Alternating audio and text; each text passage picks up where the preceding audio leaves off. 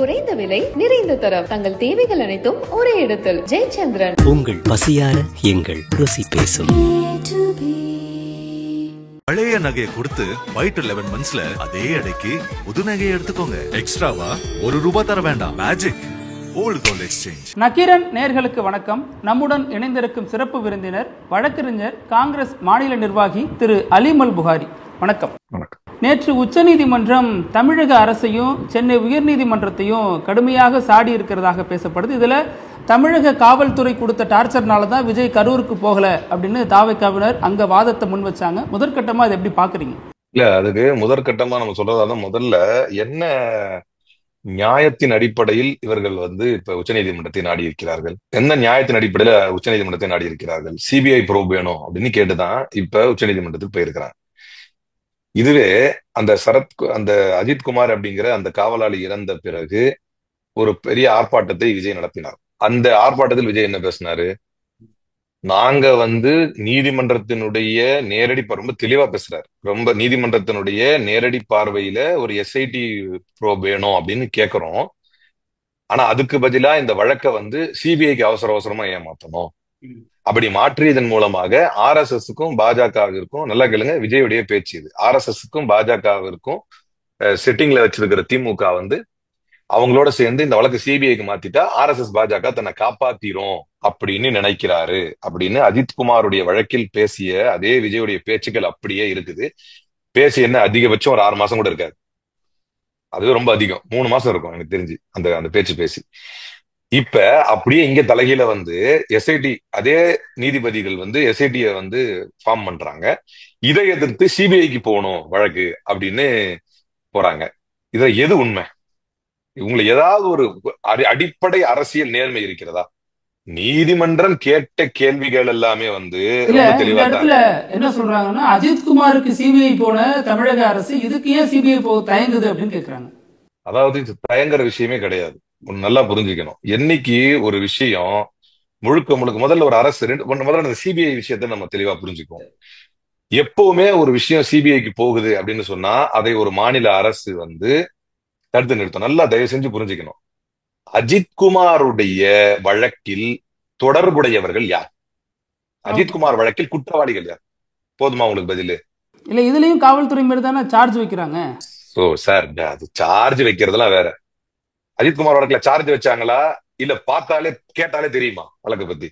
எல்லாரும் தெரியும், காவல்துறை தான் சம்பந்தப்பட்டிருக்கு. நேரடி தொடர்பு அதெல்லாம் விட்டுருங்க. உங்ககிட்ட நான் என்ன கேக்குறேன்னா, அக்யூஸ்ட் யார்? இப்ப எஃப்ஐஆர்ல பதிவு செய்ய அஜித்குமாருடைய வழக்கில் எஃப்ஐஆரில் இருப்பவர்கள் யார்? போலீசார் தான். கரூர் ஸ்டாம்பீட்ல எஃப்ஐஆரில் இருப்பவர்கள் யார்? தாவேக்காவினர். அப்புறம் அதாவது அப்ப இங்க வரேன். ஒரு விஷயம் சிபிஐக்கு மாற்றப்பட வேண்டும் என்று ஒருவர் யார் போனாலும் ஒரு மாநில அரசு அதை எதிர்க்கும். அது பாஜக எதிர்க்கணும். ஏன் அப்படின்னா, it is directly declaring the incompetency of your government and the police run under you, and the police that is running under your government. உங்களுடைய மாநில அரசின் கீழாக இயங்கக்கூடிய இது ஒண்ணு. அப்ப எங்க மாநில அரசின் கீழாக இயங்கக்கூடிய போலீஸ குறை சொல்லி சிபிஐக்கு போறதை ஏத்துக்க முடியாது. எங்க மாநில அரசினுடைய போலீஸே இது சிறப்பா விசாரிக்கும் அப்படின்னு தான் ஒரு மாநில அரசு பேச வேண்டும். ஆனா when the charge is directly against the police, when the accused involved are police, அப்ப ஆட்டோமேட்டிக்கா சிபிஐக்கு தான் போகும்.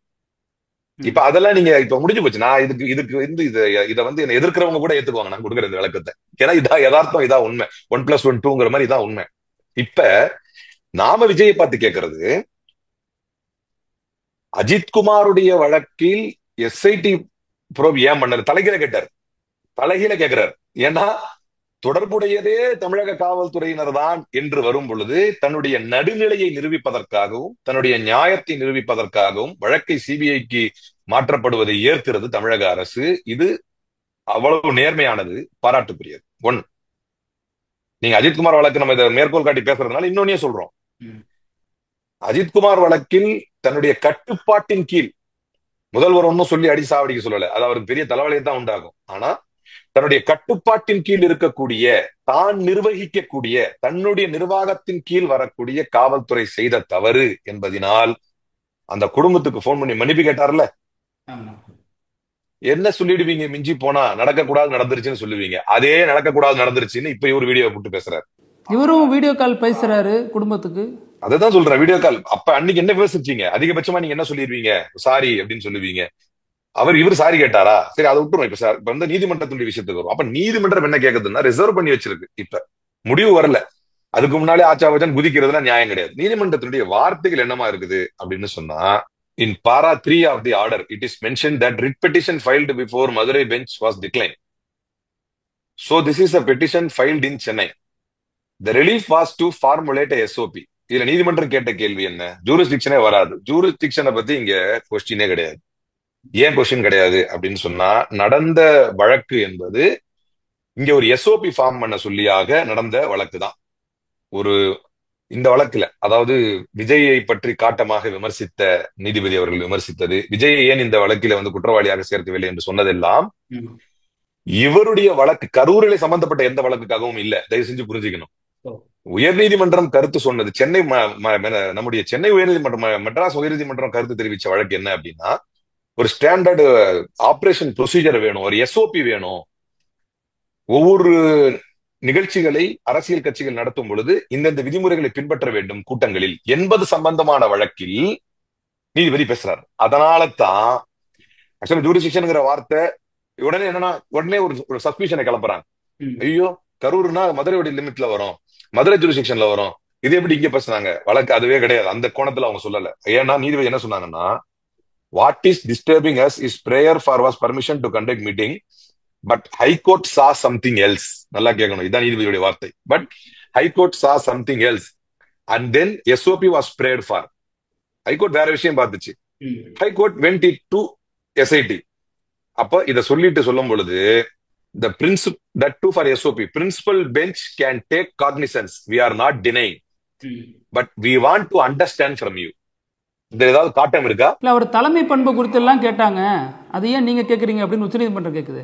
இல்ல அட்வர்ஸ் ரிமார்க்ஸை பொறுத்த வரைக்கும் சார், அட்வர்ஸ் ரிமார்க்ஸை பொறுத்த வரைக்கும் இங்க வந்து அண்ணா யூனிவர்சிட்டி, இப்போ அண்ணா யூனிவர்சிட்டி விவகாரத்தில் அவ்வளவு பேச்சு பேசினாங்க. இங்க நம்ம மெட்ராஸ் ஹைகோர்ட் அவ்வளவு கேள்வி கேட்டுச்சு. சுப்ரீம் கோர்ட்டுக்கு போய் அந்த அட்வர்ஸ் ரிமார்க்ஸை மட்டும் எக்ஸ்பெண்ட் பண்ணி எடுத்தாச்சு. இங்க இன்னும் எக்ஸ்பெண்ட் எல்லாம் பண்ணல. அந்த வார்த்தைகளை நீக்க கோரி பேசியிருக்கிறாங்க, அதுக்கு இன்னும் முடிவு எல்லாம் கிடைக்கல. அப்ப ஏன்னும் போது அடுத்த கட்டத்துல நம்முடைய ரிப்ளை இருக்குது, அதற்கான பதில்கள் எல்லாம் சொல்லுவாங்க. இப்ப நீதிமன்றம் வந்து நீங்க அண்ணா யூனிவர்சிட்டி விஷயத்த விவகாரத்தை பொறுத்த வரைக்கும் பாத்தீங்கன்னா, அந்த பாரா 25 அதுல உள்ள 3வது 13 இது எல்லாத்தையும் நீங்க நீக்கணும்னு சொல்லிருச்சு.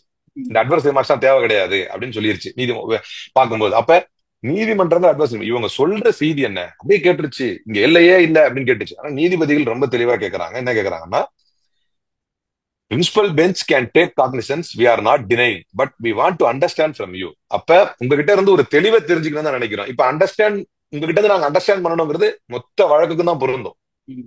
அப்ப இந்த அண்டர்ஸ்டாண்ட் பண்றதுக்கு நேரம் ஆகுமா இல்லையா? இப்ப அடுத்த கட்டத்துக்கு என்ன அவங்களுடைய விளக்கம் என்ன தரப்படுகிறது அப்படிங்கறத அவங்க அண்டர்ஸ்டாண்ட் பண்ணணும்னு நினைக்கிறாங்க. மீண்டும் அதுக்காக நேரத்தை கொடுத்துருக்காங்க. இவங்களுடைய சப்மிஷன் எல்லாம் எடுத்துதான் முடிவுக்கு வருவாங்க. அதுக்கு முன்னாலேயே இப்படி பேசுறதா இருந்தா நான் அதைத்தான் கேட்கிறேன். அஜித்குமார் வழக்கில் சிபிஐக்கு போனதை, அதுவும் இத்தனைக்கும் நேரடியாக காவல்துறை தொடர்பு இருந்ததுனால அதை சிபிஐக்கு மாற்றினார். சிபிஐக்கு மாற்றுவது எதற்கு சமம் என்றால், பிஜேபி RSS ஓடு தொடர்பில் இருப்பவர்கள் தான் ஒரு வழக்கை சிபிஐக்கு மாற்றுவார்கள் என்று கருத்து சொன்னவர் விஜய். அப்ப தன்னுடைய வழக்கை சிபிஐக்கு மாற்ற வேண்டும் என்று இன்றைக்கு உச்சநீதிமன்றத்தில் கேட்கிறாரே, அப்ப இவர் பிஜேபி RSS ஓடு தனக்கான டீலிங்கை முடித்துக் கொண்டாரா, தன்னை காப்பாற்ற வேண்டும் என்று சென்று விட்டாரா அப்படிங்கிற கேள்வி ஒரு எல்லா சாமானியருக்கும் வருமா இல்லையா? ஆனா காங்கிரஸ் கூட விஜய் பேசிட்டு இருக்காரு, 2 முறை பேசிட்டாரு, ராகுல் காந்தியோட வெளிநாட்டு பயணத்தின் போதே பேசிட்டாரு அப்படின்லாம் சொல்றாங்க. சார் பேசட்டும் சார், அதுக்காக நான் நியாயத்தை பேசக்கூடாதுன்னு இருக்கா? நான் சிம்பிளா கேட்கிறேன். அதெல்லாம் வந்து தலைவர் ராகுல் காந்தியை பொறுத்தவரை மார்பி பிரிட்ஜ் அருந்து விழுந்த போது, நான் உங்களுக்கு சொல்றேன், குஜராத்திலே மார்பி பிரிட்ஜ் அருந்து விழுந்த போது பாரத் ஜோடோ யாத்திராவில் இருந்தார் தலைவர் ராகுல் காந்தி. அப்போது கேட்டார்கள், நான் இப்போ வந்து அந்த இறந்தவர்களுடைய நிலைமை என்ன, அந்த குடும்பத்தினுடைய விஷயங்களை, என்னுடைய கனிவான இரங்கல்களை அவரிடத்திலே பதிவு செய்து கொண்டிருக்கிறேன். ஈவந்தோ ஒரு மிகப்பெரிய அரசியல் பேரணியில அவர் இருக்கிறார், மிகப்பெரிய அரசியல் யாத்திரையில் இருக்கிறார். இருந்த போதும் இறந்துவிட்ட குடும்பத்தினுடைய விஷயத்தை அரசியல் செய்ய மாட்டேன் என்று சொன்ன உலகின் மிகச்சிறந்த தலைவர்கள் ஒருவராக திகழக்கூடிய தலைவர் ராகுல் காந்தியுடைய உடைய பயணிப்பவர்கள் நம்ம. அப்ப ஒரு மாநிலத்தில் நம்ம இருக்கும் பொழுது இப்ப கூட விஜயை நோக்கி, அவருடைய வழக்குகளை நோக்கி நம்ம கேள்வி கேட்கறது எதனால அப்படின்னா, அப்படி இருக்கும்போது தலைவர் ராகுல் காந்தி ஒரு நடுநிலையான ஒரு தேசிய தலைவராக எல்லா இடத்தையும் விசாரிக்கிறதுக்கு தொலைபேசியில தொடர்பு கொள்வது எந்த தப்பும் கிடையாது. அதே நேரம் யார் மீது தவறு யார் மீது நியாயம் என்று எங்களிடத்திலே கேட்டாலும், எங்கள் தலைவர் கேட்டாலும், உங்களை போன்ற ஊடகவியலாளர் கேட்டாலும் எது நியாயமோ அதை தான் பேசுவோம். நான் கேட்கறதுக்கு ஏதாவது பதில் இருக்கா? We are not denying you can take cognizance, but we want to understand அப்படின்னு நீதிபதிகள் கேட்டிருக்காங்க. இவ்வளவுதான். ஒன்னும் இதுல ஒரு பெரிய காட்டமான விமர்சனம் கிடையாது. அட்வர்ஸ் ரிமார்க்ஸை பொறுத்த வரைக்கும் எதுக்கு அந்த கேள்விகளை எழுப்புனாங்க அப்படின்னு கேட்கறது நியாயம் தான். தேவைன்னா எக்ஸ்பெண்ட் பண்ணிக்க போறாங்க. இல்ல, சென்னை உயர்நீதிமன்றத்துல தாவேகா தரப்பு ரொம்ப பலகீனமா இருந்துச்சு. இப்போ அதற்கு பிராயச்சித்தமா சென்னை உச்சநீதிமன்றத்தை அணுகின போது அவங்க தரப்பு இப்ப பலமாயிடுச்சு அப்படின்னு தாவேகாவினர் நிறைய பேர் பேசிட்டு வராங்க. இது அடி முட்டாள்தனமான பேச்சு. அதுதான் சொல்றேன். ஏன் அண்ணா யூனிவர்சிட்டி விவகாரத்தில் தமிழ்நாடு அரசினுடைய தரப்பு இங்க பலகீனமா இருந்துச்சா சென்னையில? அதுக்கப்புறம் சுப்ரீம் கோர்ட் போன அப்படி இல்ல. நீதிபதிகளை பொறுத்த வரைக்கும் ஒரு விஷயத்த ஒரு நேரத்துல கருத்தா சொல்லுவாங்க. அதை உச்ச நீதிமன்றம் போன பிறகு இதெல்லாம் அரசியல் அறிவு இருந்தா புரியுது. இதெல்லாம் ஸ்டாண்டர்ட் ப்ரொசீஜர்ஸ். இதெல்லாம் நீதிமன்றத்துல இப்படி அட்வர்ஸ் ரிமார்க்ஸ் கொடுக்கறது. ஏன் இதே ஒரு உதாரணத்துக்கு சொல்றேன். இதே விஜய் மரியாதைக்குரிய ஜட்ஜ் நீதிபதி SMSJ ஒரு கருத்து சொன்னார். ரீல்ல மட்டும் தலைவரா இருக்கக்கூடாது, ரியல்லயும் தலைவரா இருக்கணும். அவருடைய அந்த ரோல்ஸ் ராய்ஸ் கார் இஷ்யூ வந்துச்சுல்ல, அப்ப இந்த மாதிரி வரியை ஏன் பண்றாரு அப்படி இப்படின்னு. நான் வரி கட்டுறேன். விஜய் உச்ச நீதிமன்றம் போனார். நான் வரி கட்டுறேன், ஆனா என்னை பத்தி சொன்ன அந்த அட்வர்ஸ் ரிமார்க்ஸ் மட்டும் நீக்க சொன்னார். நீக்கிட்டாங்க. என்ன அப்ப அந்த டைம்ல விஜயுடைய தரப்பு தமிழ்நாட்டுல பலகீனமா இருந்துச்சு, உச்ச நீதிமன்றத்தை பலமா இருந்துச்சா? இது இயல்பா நடக்கிறதுங்க. நமக்கு ரிமார்க்ஸ் அதைத்தான் சொல்றாங்க. என்னுடைய தலைமை பண்பு குறித்து பேசுனத சென்னை உயர்நீதிமன்றத்துல நீக்கணும் அப்படிங்கறத உச்ச நீதிமன்றத்துல கோரிக்கை வைக்கிறாங்க. அதுதாங்க, அதை நீக்கிறாங்க, நீக்காம போறாங்க. என் கேள்வி அது இல்ல. சிபிஐக்கு வழக்கை மாற்றுவது என்பது ஒருவர் பாஜகவோடு கூட்டணி RSS கூட்டணி வைப்பதால் மட்டும்தான் அந்த வழக்கை மாற்ற சொல்லி கேட்பார்கள். ஏன்னா அதுல தப்பிச்சுக்கலாம் அப்படின்னு ஒரு அரசு நினைக்கும் என்று சொன்ன விஜய் இன்றைக்கு தன் வழக்கை சிபிஐக்கு ஏன் மாற்ற சொல்கிறார்? ஒரு பதில் சொல்லுங்க, அப்படியே போயிடுறாங்க. இல்ல சார், ஆனா விஜய் தரப்புல இருந்து சிபிஐக்கு மாற்றணும் உச்சநீதிமன்றத்துல கேட்கலையே. அந்த பாதிக்கப்பட்ட குழந்தையின் தந்தை தரப்புல தானே கேட்கப்படுது. இவங்க ஆட்சேபிக்கிறாங்களா? இல்ல, இவங்க ஆட்சேபிக்கிறாங்களா? அப்புறம் யாரோ, அதாவது இவர் கட்சிக்கு சம்பந்தம் இல்லாத ஒரு பொதுமக்கள் ஒருத்தர் இறந்துட்டாரு, அதையே சிபிஐக்கு மாற்றுவதை ஆட்சேபித்தால் நீங்க, நான் எதுக்கு விஜய் தரப்பு அதுக்கு ஒரு காரணம் இருக்கு. பாஜகவுடைய மாநில துணைத் தலைவர் தானே போறாரு, வழக்கறிஞர் பிரிவு மாநில துணைத் தலைவர் தானே போறாரு சுப்ரீம் கோர்ட்ல. அப்ப எல்லாருக்கும் யாருக்கு என்ன உறவுன்னு தெரியுது இல்ல? அதை இவர் ஆட்சேபித்தாரா? இந்த வழக்கு இல்ல இப்படி போக கூடாது, எங்களை பொறுத்த வரைக்கும் நீதிபதியுடைய நேரடி பார்வையில் அமையக்கூடிய SIT மேலதான் எங்களுக்கு இந்த நம்பிக்கை அப்படின்னு சொன்னாரா? இல்ல, இப்படி கேட்கும் பொழுது வழக்கறிஞர்களுக்கு நம்ம உள்நோக்கம் கற்பிக்கும் அந்த முயற்சியில் ஈடுபடும் போது அவங்க தரப்புல என்ன சொல்றாங்கன்னா, இப்ப மத்திய பிரதேச வழக்குல தான் MP வில்சன் போய் பங்கேற்கிறாரு, அப்ப அதுக்கு ஒரு காரணம் சொல்லுவீங்களா அப்படின்னு கேக்குறாங்க. இல்ல அதை விட்டுருங்க. நான் செகண்டரியா தான் சொன்னேன். பிரைமரியா என்ன சொன்னேன்? நீங்க தடுத்தீங்களா? நீங்க ஆட்சேபித்தீங்களா? உங்க கருத்து அதுல என்ன சொன்னீங்க? இல்ல இப்ப இனிமேதான் சொல்லட்டும். இப்ப நம்ம கேட்கறோம்ல, எப்படியும் போய் ரீச் ஆகும் பாப்பாங்க, கேக்குறாங்க. என்ன கூட தான் நிறைய பேர் கேக்குறாங்க. நீங்க இப்படி சொன்னீங்க, விஜய் கருத்துல அப்படி சொன்னீங்க. நான் என்னைக்குமே நியாயத்தை பேசுறேன், கரெக்டா பேசுறேன். உங்களுக்கு தப்பு அப்படின்னா, இப்போ அரசுக்கு பொறுப்பு இருக்கிறதான்னு கேட்டாங்க. ஏங்க அரசுக்கு பொறுப்பு இருக்கிறதுனால தாங்க செந்தில் பாலாஜி ஓடி வர்றாரு, தமிழக முதல்வர் நைட்டா வர்றாரு, துணை முதல்வர் துபாயில இருந்து கேன்சல் பண்ணிட்டு வர்றாரு. பொறுப்பு இருக்கு, யாரும் இல்லைன்னு சொல்லல. பொறுப்பு இருக்கிறவங்க தன்னுடைய பொறுப்பை நிறைவேற்றுறாங்க. பொறுப்பு இருக்கிற நீங்க 13 நாள் துக்கம் அனுஷ்டிக்கணும், அதுக்கப்புறம் தான் போவோம் அப்படின்னு உங்க வீட்டுல உங்க அப்பா செத்தாருன்னா 13 நாள் கழிச்சு தான் போவீங்களா? அதை வச்சுன்னு கேக்குறேன். எல்லாம் கேனத்தனமா இல்ல கேட்கறவனுங்க. அப்போ உங்களுடைய பொறுப்புணர்ச்சி என்பது உங்களுடைய ஆக்ஷன்ல தான் தெரிய வரும். அப்ப நாங்க சோகத்துல இருந்தோம், சரி அதான் சொல்றேன். இப்ப விஜயோடைய தகப்பனார் இறந்துட்டாரு அப்படின்னா 13 நாள் கழிச்சு தான் போவாரா? சோகத்துல 13 நாள் இருப்போம்னு என்ன முட்டாள்தனமா இல்ல? அப்போ இது நாம கேட்கிற நியாயமான கேள்வி என்பது, சிபிஐக்கு மாற்றுவது என்பது பிஜேபி RSS தொடர்பில் இருந்தால் அந்த வழக்கை நீர்த்து போவதற்கும் அதிலிருந்து தான் தப்பித்துக் கொள்வதற்காகவும் தான் மாற்றுவார்கள். நீதிபதி தலைமையிலே அமைக்கப்படக்கூடிய, நீதிபதியுடைய நேரடி பார்வையில் அமைக்கப்படக்கூடிய SIT ப்ரோப்ளம் மூலமா தான் உண்மை வெளிவரும் என்பதை ஆணித்தரமாக சொல்லி திமுக அரசின் மீது அஜித்குமார் வழக்கிலே குற்றம் சாட்டிய விஜய் ஏன் தன்னுடைய நிலைப்பாட்டை இப்போது மாற்றிக்கொண்டார்? அல்லது அவர் உச்ச நீதிமன்றம் சென்று நேரடியா சேர்க்கல, அவருடைய தொங்கு சதையான பாஜக தான் போகுது அப்படி நான் சொன்னா அதுக்கு நீங்க உள்நோக்கம் கற்பிக்காதீங்க நீங்க கேட்டீங்கன்னா நான் என்ன சொல்லுவேன்? அடுத்த நான் என்ன கேட்பறேன் அப்படின்னா, அதை நீங்கள் ஆட்சேபனை செய்ய இல்லை நீங்க சொன்னா அது கோர்ட் ஏத்துக்கும். ஏன்னா நாங்க தான் இதுல சம்பந்தப்பட்டவங்க. எங்களுக்கு மாநில அரசுடைய நீதிமன்றத்துடைய நேரடி பார்வையில இருக்கக்கூடிய SIT மேலே எங்களுக்கு நம்பிக்கை இருக்கு. எங்க நிலைப்பாடு அதுதான். ஏன்னா பிஜேபிக்கு இதுக்கு மாறிச்சுன்னா, சிபிஐக்கு மாறிச்சுன்னா அது பிஜேபி RSS விங்கா தான் இருக்குது. தன்னை காப்பாத்திக்க தான் அங்க போவாங்க. நாங்க நேர்மையானவர்கள், இங்கே வழக்கு இருக்கட்டும் என்று சொல்லக்கூடிய நேர்மை உங்களுக்கு ஏன் இல்லை? அட்வர்ஸ் ரிமார்க்ஸை பத்தி நான் கவலைப்படல. இது யூசுவலா நடக்கிறது தான். நீதிமன்ற நிகழ்வுகளையும் சட்ட அறிவும் இருக்கக்கூடிய எல்லோருக்கும் இது தெரியும். அட்வர்ஸ் ரிமார்க்ஸ் விஜய்க்கே சொன்னாங்க, ரியல் தலைவரா இருக்கக்கூடாது, நீங்க ரியல்லையும் தலைவரா இருக்கணும்னு SMSJ சொன்னாங்க. அதுக்கப்புறம் உச்ச நீதிமன்றத்துல போய் அதை எக்ஸ்பெண்ட் பண்ணிட்டு வந்துட்டாங்க. அதே மாதிரி அண்ணா யூனிவர்சிட்டி விவகாரத்துல நீங்க சொன்னாங்க, அதுக்கப்புறம் வரிக்கு வரி அதை எக்ஸ்பெண்ட் பண்ணாங்க. இருக்கிற எல்லா அட்வர்ஸ் மார்க்ஸ் எக்ஸ்பெண்ட் பண்ணாங்க. என்ன ஒரு வார்த்தை விடாம. இப்ப உங்களை என்ன பாராட்ட சொல்றீங்களா அப்படின்னு கேட்டுச்சு நீதிமன்றம். நம்ம உடனே நாங்க வந்து ஒரே நாள் எஃப்ஐஆர் போட்டிருக்கோம், ஓ இப்ப பாராட்ட சொல்றீங்களான்னு அந்த வார்த்தை முத கொண்டு எல்லாத்தையும் எக்ஸ்பெக்ட் பண்ணாங்க. சோ அனாவசியமான வார்த்தைகளை விமர்சனம், சப்ஜெக்ட் அங்கேதான் இருக்குது, கேட்ட கேள்வி அங்கேதான் இருக்குது. இனிமேல் தான் அது இன்னும் வந்து முடிவு வரல, ரிசர்வ் தான் பண்ணிருக்கிறாங்க. சோ அனைத்து தரப்பையும் கேட்டு வரக்கூடிய முடிவு என்பது நிச்சயமாக தெளிவானதாகவும் நியாயமானதாகவும் இருக்கும். எப்போதும் நீதிமன்றம் என்ன சொல்கிறதோ அதை கேட்டு நடக்கலாம், அதில் எந்த மாற்று கருத்தும் இல்லை. ஆனா இதுதான் சாக்கு போன்றவர்கள் எங்க போனாலும் நீதிமன்றத்துல கொண்டு விழுவதுன்னா வந்து எந்த கட்சியில் இருக்காருங்கிறதே அவர் திடீர்னு அம்னீஷியா வந்து மறந்து போயிடுறாரு இல்லைங்களா? எலக்டோரல் பாண்ட்ஸ் என்ன சொல்லுச்சு நீதிமன்றம்? லக்கிம்பூர் கேரி இன்சிடென்ட்ல பிஜேபியுடைய அரசு தான் இருக்குது யூபியில. லக்கிம்பூர் கேரி இன்சிடென்ட்ல வரும்போது குற்றவாளிகளை கைது செய்யாத போது the court would be forced to declare that UP government is dragging its feet in this case. UP கவர்மெண்ட்டுக்கே இதுல பங்கு இருக்குன்னு சொல்லுவோன்னு. சோ அந்த முடை நாற்றம் எடுக்கக்கூடிய பாஜகவை சார்ந்த எல்லாம் வந்து இதை பத்தி கருத்தே பேசக்கூடாது. நடவடிக்கை எடுக்கக்கூடிய ஒரு அரசு, களத்துக்கு இறங்கக்கூடிய அரசு, களத்திலே சென்று எல்லாத்தையும் பார்த்துட்டு இருக்கிற அரசு, அதை மீறி நீதிமன்றம் கண்டித்தால் அது நியாயமானது. நீதிமன்றம் என்பது நம்ம வீட்டுக்கும் மேல இருக்கக்கூடிய ஒரு போர்ஸ் மாதிரி. அவங்க சொல்லக்கூடிய டைரக்ஷன்ஸை வந்து நம்ம ஏற்கணும், ஏற்று நடக்கணும், அதை ஏற்று அரசு நடக்கும், அது வேற. இதான் சாக்கு என்று பிடில் ஊதுவதற்கு. இதுல ஒரே ஒரு இறுதி கேள்வி, இப்போ இந்த விஷயம் விஜய் கட்சிக்கு ஒரு டெம்பரரி ரிலீஃபா இருக்குமா அல்லது வேற ஏதாவது பிரச்சனைகளை ஏற்படுத்தக்கூடுமா? சட்ட நுணுக்கங்கள் என்ன சொல்லுங்க? இல்ல, ரிமார்க்ஸ் தான் உங்களுக்கு பிரச்சனை அப்படின்னா உங்களுக்கு ரிலீஃப் தான். என்ன பொறுத்தவரைக்கும் ரிமார்க்ஸ் இல்ல, நீங்க கேட்கிற விஷயங்கள் உங்களை உற்று வரலாறு உங்களை உற்று நோக்கி கொண்டு இருக்கிறது, அங்கேயே நீங்க காலி. ஒரு நடக்கக்கூடாது நடந்து, ஏன்னா கேள்வி கேட்கறது ரொம்ப ஈஸிங்க. நான் அண்ணாமலை சீமான் மாதிரியான அறவைக்காரர்கள் கூட அடிக்கடி சொல்லுவேன், கேள்வி கேட்கறது ரொம்ப ஈஸி. நீங்க கவர்மெண்ட் நடத்தும் போது உங்களுக்கு வரும்பொழுது அது தெரியும்.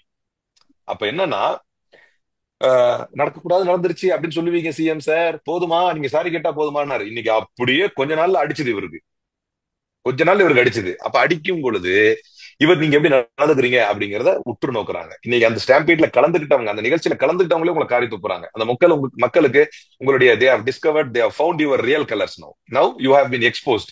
அப்ப நீங்க தெளிவாக அம்பலப்பட்டு நிற்கிறீங்க, எல்லாத்தையும் மக்கள் பார்த்துட்டு இருக்கிறாங்க. இந்த நேரத்துல ரிலீஃப்ங்கிறது மக்கள் மன்றத்தில் ஏற்படக்கூடிய ரிலீஃபை தான் நீங்க ரிலீஃபா ஏற்றுக்க முடியுமே தவிர, நீதிமன்றம் எதை சொல்லட்டும், எதை வேணாலும் சொல்லட்டும், நீங்க இவங்களுக்கு என்னன்னா இப்போதைக்கு ரீல்ஸ் போடுறதுக்கும் ட்விட்டர்ல கிறுக்கிறதுக்கும் ஏதாவது ஒண்ணு வேணும், அதுக்கு வந்து நீதிமன்றம் எப்படி சொல்லிடுச்சு அப்படி சொல்லிடுச்சுன்னு. அப்ப நான் என்ன கேட்கிறேன்னா, இப்படி நீதிமன்றம் சொல்லும் பொழுது அதை ரிலீஃப்னு எடுத்துக்கிற நீங்க தான், அப்படி நீதிமன்றம் சொல்லும் பொழுது அந்த நீதிபதி வந்து யார் அவர் வீட்டுக்கு எல்லாம் போனாரு, யார் யாருக்கெல்லாம் கலந்துக்கிட்டாருன்னு உள்நோக்கம் கற்பிச்சிங்களே, அப்ப அது சரியா? இப்ப நம்ம உடனே இந்த நீதிபதி யாரு, இவருடைய பின்புலம் என்ன அப்படின்னு பேச முடியுமா? அப்படி பேசினா, அப்படி ஸ்கேண்டலைஸ் பண்ணா அதுதான் கண்டெம்ட் ஆஃப் கோர்ட். இந்த அறிவு கூட இல்லாம தான் அந்த ஏற்கனவே, அப்ப அதாவது இது ரிலீஃப்னு எடுத்துக்கிட்டா அதை நெருக்கடி எடுத்துக்க முடியுமா? இது ரிலீஃப்னா அது கிரைசிஸா? அப்ப அது தண்டனையா? இல்ல இது வந்து ரிலீஸ் அப்படின்னா இது வந்து பனிஷ்மெண்டா? அப்படி கிடையாது. நீதிமன்றத்தினுடைய விஷயங்கள் எண்டுல யார் குற்றவாளி என்பது வெளிப்படும். சத்தியமேவ ஜெயத்தே, வாய்மைதான் வெல்லும். அரசுக்கு பொறுப்பு இருக்கிறது, அது தட்டி கழிக்க முடியாது. அந்த பொறுப்புக்கு தான் களத்துக்கு வர்றான். பரபரப்பான நேரத்துக்கு மத்தியில நேரம் ஒதுக்குனதுக்கு நன்றி. நக்கீரன் டிவிக்கு சப்ஸ்கிரைப் செய்யுங்கள். உங்கள் ஆதரவே எங்கள் பலம். ஆசிரியர்களுக்கு நண்பனாகவும் மாணவர்களுக்கு ஆசானாகவும் திகழும் தேர்வு வழிகாட்டி. ஒவ்வொரு பாடத்திற்கும் அனுபவமிக்க ஆசிரியர்களின் துல்லியமான தெளிவான விடைகள். CNC இருக்கு, தேர்வு பயம் எதற்கு? இது தீரன் பப்ளிஷிங் ஹவுஸ் விற்பனை வெளியீடு.